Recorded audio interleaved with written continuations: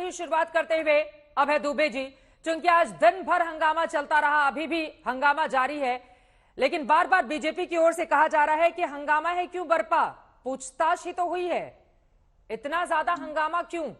हाथ कंगन को आरसी क्या, पढ़े लिखे को फारसी क्या? जो सच होगा वो सामने आएगा। क्या शक्ति प्रदर्शन के जरिए अलग संदेश दे रही है कांग्रेस पार्टी? चित्रा जी, स्वप्न में भी कभी महात्मा गांधी, पंडित जवाहरलाल नेहरू, सरदार वल्लभ भाई पटेल ने ये कल्पना नहीं की होगी, जो इस नेशनल हेराल्ड के पुरोधा थे, प्रणेता थे, कि कोई ऐसी अंग्रेजों की अनुयायी सरकार आएगी जो इस कदर आजादी के अखबार से प्रतिशोध लेगी। मैं विनम्रता पूर्वक पूछना चाहता हूं, सबसे पहले शिकायत की गई थी चुनाव आयोग को कि कांग्रेस पार्टी की सदस्यता खत्म कर दी जाए, कांग्रेस पार्टी की मान्यता समाप्त कर दी जाए। पूरी बेंच ने, इलेक्शन कमीशन ऑफ इंडिया ने बैठी और 6 नवंबर 2012 को फैसला दिया कि रिप्रेजेंटेशन ऑफ पीपल्स एक्ट के तहत ये कार्रवाई की गई है और जो 90 करोड़ का पार्टी ने लोन दिया है वो जायज है। उसके बाद आइए 2015 में ईडीएस राजन को क्यों हटाया इन्होंने? क्योंकि उन्होंने बाकायदा विधि विभाग से अभिमत लिया और ये पाया कि ये इसमें कोई अपराध नहीं है, ये लॉफुल ये बातें तो सुबह प्रेस कॉन्फ्रेंस से लेकर अब तक कांग्रेस पार्टी बता ही रही है। मैं आपसे जानना चाह रही हूं कि पूछताछ पे इतना हंगामा क्यों? बीजेपी के भी तो बड़े बड़े नेता रहे, खुद मुख्यमंत्री के तौर पर न जाने कितनी बार एसआईटी के सामने नरेंद्र मोदी जी की पेशी हो चुकी है। तो इस तरह का शक्ति प्रदर्शन करके कांग्रेस क्यों, क्या दिखाना चाहती है? यहां पर स्मृति ईरानी ने आरोप लगाया है कि भ्रष्टाचार के समर्थन में कांग्रेस पार्टी मैदान में है।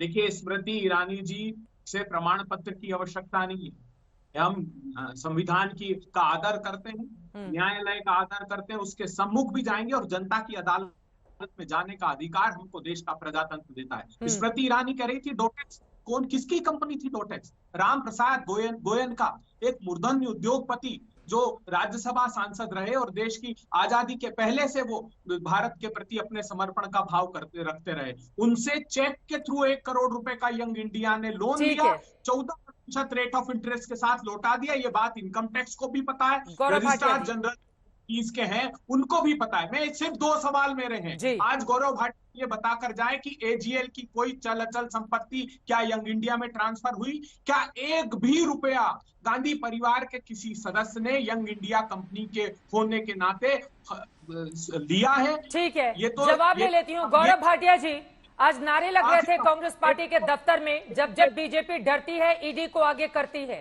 क्या होगा जवाब इस पर आपका? ये तो एजीएल को सुरक्षा कवच यंग इंडिया कंपनी का दिया। चलिए मैं बोल रहा हूं चित्रा जी।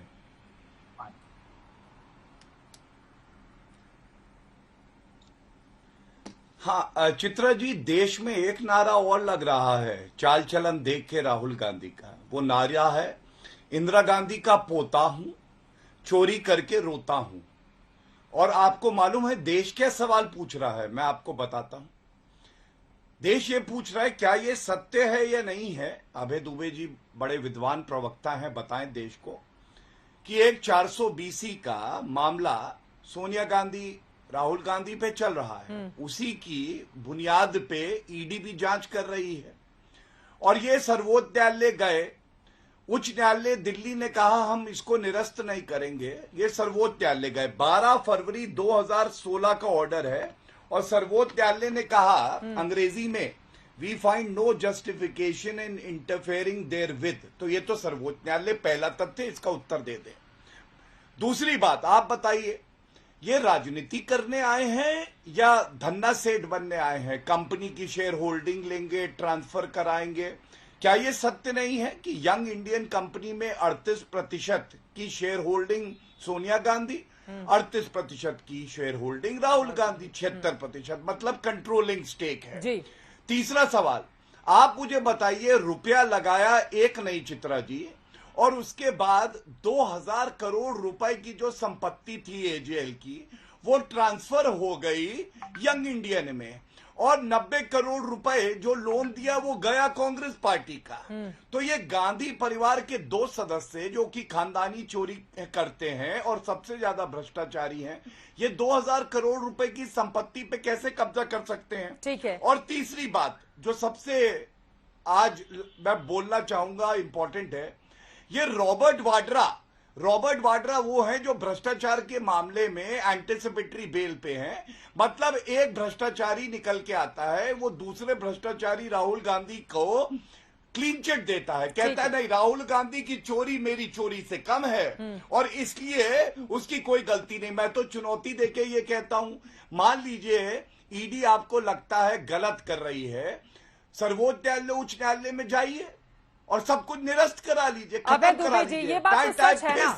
और ऐसा तो है कि अचानक से मामला 2022 में आ गया है, मामला तो 2012 से चल रहा है ना। और अगर इसमें कहीं भी संदेह का घेरा है तो उसको दूर करने की जिम्मेदारी तो आप पर ही है। लेकिन विरोध प्रदर्शन करके, ताकत दिखाकर, सड़कों पर कार्यकर्ताओं को उतारकर, पुलिस वालों से झड़प करके आखिर क्या मैसेज देने की कोशिश कर रहे हैं आप लोग?